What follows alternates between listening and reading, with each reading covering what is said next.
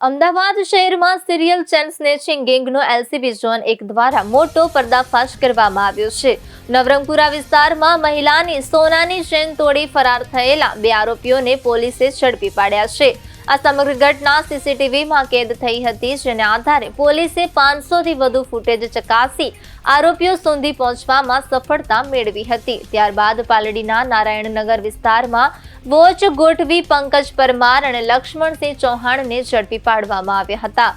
તપાસમાં સામે આવ્યું છે કે આરોપીઓ ચેન સ્નેચિંગ કરવા માટે બાઇકની નંબર પ્લેટ બદલી નાખતા હેલ્મેટ તેમજ રૂમાલથી પોતાની ઓળખ છુપાવતા તેઓ ખાસ કરીને મંદિર અને દેરાસર આસપાસ રેકી કરીને સોનાની ચેન પહેરેલા લોકોને ટાર્ગેટ કરતા હતા। પોલીસે નવરંગપુરા, સાબરમતી, શાહીબાગ, મણિનગર, ખોખરા અને રાણીપ સહિત કુલ 6 ગુનાઓનો ભેદ ઉકેલી લીધો છે। મુખ્ય આરોપી પંકજ પરમાર સામે ચેન સ્નેચિંગ અને વાહન ચોરીના 10 થી વધુ ગુનાઓ નોંધાયેલા છે। આરોપીઓ ચોરી કરેલી ચેન વોન્ટેડ મહિલા આશાબેન ઠક્કરને વેચતા હોવાનો પણ ખુલાસો થયો છે। પોલીસે આરોપીઓ પાસેથી રૂપિયા 2.81 લાખનો મુદ્દામાલ, રોકડ રકમ, મોબાઈલ અને પલ્સર બાઇક કબજે કર્યા છે। આશા ઠક્કર વિરુદ્ધ પણ ગુનાઓ નોંધાયા છે।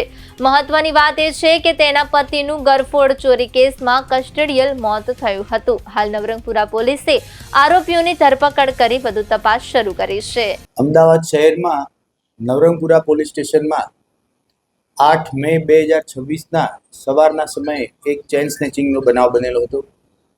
બનાવની વિગતમાં સવારે મંદિરથી દર્શન કરી ચાલતા પોતાના ઘરે જતી વખતે પલ્સર ઉપર 2 ઈસમો આવી અને દર્શનાર્થી જે ચાલતા જતા હતા તેની ચેન સ્નેચિંગ કરી ભાગી ગયેલા તેવી પ્રાથમિક વિગત હતી। ત્યારબાદ પ્રાથમિક તપાસ નવરંગપુરા પોલીસ સ્ટેશન દ્વારા કરવામાં આવેલી હતી। પછીથી અમદાવાદ શહેરના પોલીસ કમિશનર શ્રી મારફતે 28/5/2026ના રોજ આ ચેન સ્નેચિંગની તપાસ ઝોન 1 એલસીબીના પીએસઆઈ જીકે ચાવડાને સોંપવામાં આવેલી હતી। ત્યારબાદ ઝોન 1ની એલસીબીની ટીમ સમગ્ર ગુનાનો ભેદ ઉકેલી કાઢવા માટે મહેનત કરી રહી હતી। તમામ રૂટના સીસીટીવી કેમેરા તપાસ કરવામાં આવ્યા। આશરે 450થી પણ વધુ જગ્યાના સીસીટીવી કેમેરા તપાસ કરવામાં આવેલા છે। ખાસ કરી એના પછી 29/5/2026ના રોજ શાહીબાગ વિસ્તારમાં એક ચેન સ્નેચિંગનો બનાવ બનેલો હતો। એ રૂટના પણ સીસીટીવી કેમેરા ચકાસવામાં આવેલા હતા।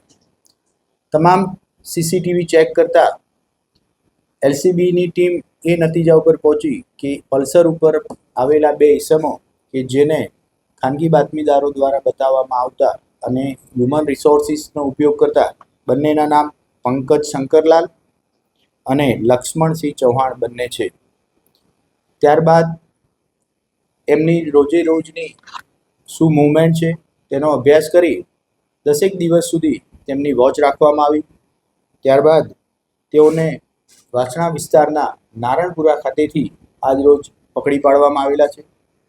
બંને આરોપીઓ પાસેથી 2 લાખ રૂપિયા રોકડા, એક બાઇક અને મોબાઈલ મુદ્દામાલ સ્વરૂપે રિકવર કરવામાં આવેલો છે।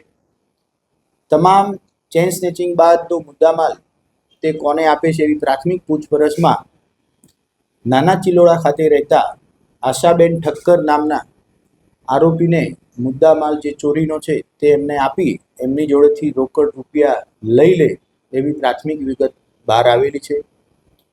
પંકજ શંકરલાલ નામનો જે આરોપી છે તે ગુજરાતમાં 10 અલગ અલગ ગુનાઓમાં અગાઉ પકડાઈ ચૂકેલો છે, જેમાં ઘરફોડ ચોરી, દુકાન ચોરી, ચેન સ્નેચિંગ વગેરે પ્રકારના ગુનાઓ છે। જે બીજા નંબરનો આરોપી છે લક્ષ્મણસિંહ ચૌહાણ, તે 2 ગુનાઓમાં આની પહેલાં પણ પકડાઈ ચૂકેલો છે।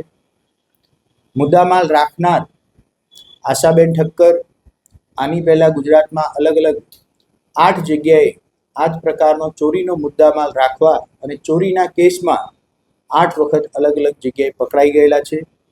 અત્યારના ગુનાના કામે આશાબેન ઠક્કર હજુ પકડવાના બાકી છે। સાથે સાથે અમદાવાદ શહેરની અન્ય 6 પોલીસ સ્ટેશનની ચેન સ્નેચિંગ પણ આ બંને આરોપીઓએ કબૂલાત કરેલી છે, જેમાં નવરંગપુરા, સાબરમતી, રાણીપ, મણિનગર, ખોખરા અને શાહીબાગની ચેઇન સ્નેચિંગનો સમાવેશ થાય છે. અત્યારે ઝોન 1 એલસીબી ટીમ બંને આરોપીઓની પૂછપરછ કરી અન્ય શહેરોમાં કે અમદાવાદ શહેરના કોઈ અન્ય પોલીસ સ્ટેશનમાં ચેઇન સ્નેચિંગ કે અન્ય કોઈ ગુનાઓમાં પકડવાના બાકી છે કે અન્ય કોઈ ગુના આચરેલા છે કે કેમ તેની તપાસ હાથ ધરી રહી છે. મોડસ ઓપરેન્ડી કઈ રીતના ક્યારે ત્યાં ચેઇન સ્નેચિંગ કરતા બાઇક કોનું વાપરતા? બંને આરોપી, જે મુખ્ય આરોપી પંકજ શંકરલાલ છે તે નાના ચિલોડાની આજુબાજુ ક્યાંક ભાડેથી રહે છે. એનો જે સહ આરોપી છે એ એના મૂળ વતન રાજસ્થાનની બાજુના ગામમાં રહે છે.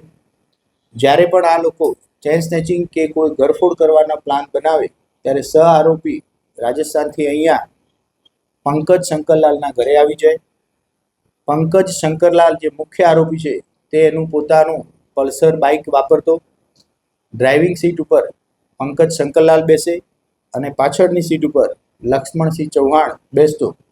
ખાસ કરી સવારના સમયે ઓછી ભીડભાડ હોય એવા વખતે મંદિર કે અન્ય કોઈ જગ્યાએથી ચાલતા આવતા મહિલાઓને ટાર્ગેટ કરવામાં આવતા.